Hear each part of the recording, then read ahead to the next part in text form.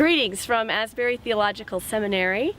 I am Ellen Marmon. I'm the new director of the Doctor of Ministry program, and I am excited to welcome you on this first of 3 video emails that you'll be receiving. Our hope is that you will feel like you're already home by the time you get here.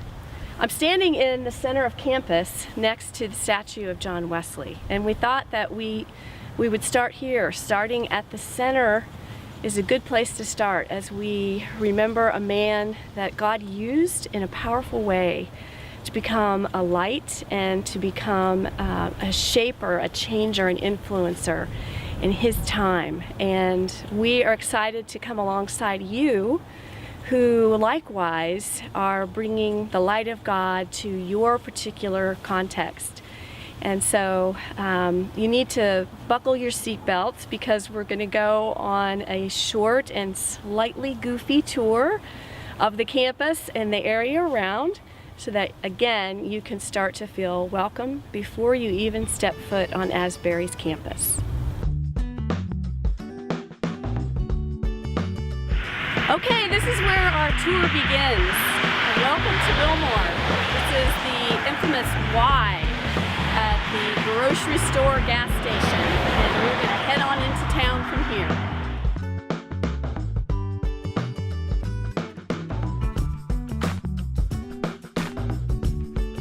All right, we're heading into Wilmore proper now, down the hill, past the student housing, and up on my left here pretty soon is quite a famous site. It's Clucker's gas station, but they have everything you need there.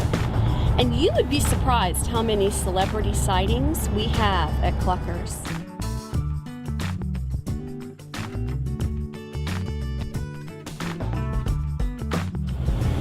Okay, continuing our tour, on my right is the seminary. That is the administrative building where the president and the provost and many others have their offices.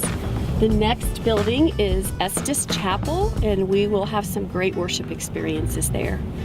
Right after the chapel is the library, and you will have some, hopefully, very great experiences there.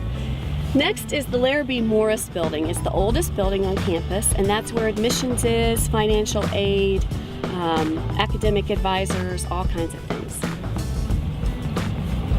The last building on my right is the bookstore. You're going to want to frequent that place. It's really a nice space to relax and, of course, look at books.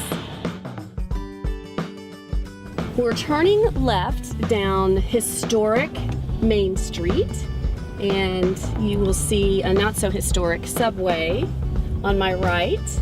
Also, the IGA grocery store, which, by the way, is famous for its amazing donuts, but you have to get there early in the morning.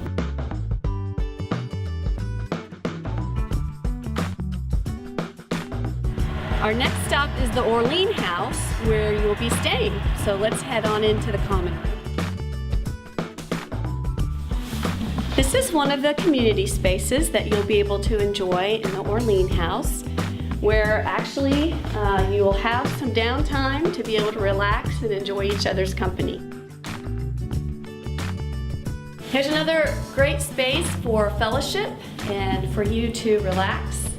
We have a kitchen here and refrigerator, stove, everything you'll need to be able to fix food, and also a dining room that's right behind us. So next, let's let you take a look at where you'll be staying. What you're looking at now is a typical room where you'll be staying. All the linens are provided and everything you need will be here for you. We can't wait for you to get here.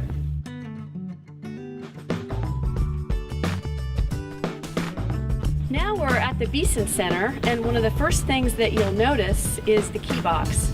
This is where your keys will be waiting for you to retrieve so that you'll be able to get settled in Orlean House in no time. Now you're inside the Beeson Center, and this is where a lot of your demon activity will happen. So if you'll follow me, let me show you the Beeson Library. We pointed out the campus-wide library, which you'll use for your research. But a lot of times, some of the books you need will be right here, and this is a great space to do a little reading. Next stop is the Dean's offices, and this is where Dr. Tom Tumblin and Dr. Russell West have their offices. You'll see a lot of them once you get here. One of the themes that you'll notice with the DMin program is food. We love it, we're all for it, and so you shouldn't be surprised to find a little cafe here for you where you can get coffee, tea, hot chocolate. There will always be snacks, fresh fruit, all kinds of goodies for you while you're here. You can take a little breath, sit down at a table, enjoy the scenery outside, and just relax. We've already pointed out some little spaces where you can read and relax, but we also promise you a study carrel where you can do your reading and your research without interruption, unless of course somebody's coming through to fill the space like we are right now.